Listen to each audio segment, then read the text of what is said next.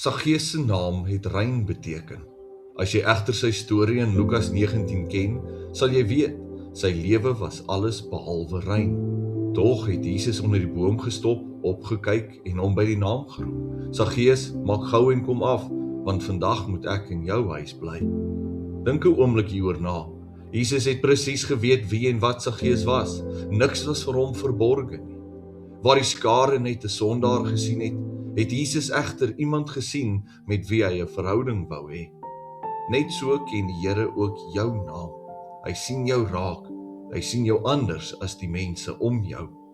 Net so Saggeus, hoef jy daarom nie perfek of foutloos te wees om Christus te volg nie.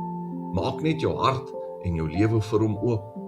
Laat hom toe om in te kom, want net soos met Saggeus, kan jy nie in 'n verhouding met Jesus wees en dieselfde bly nie. In die naam bo alle name. Amen.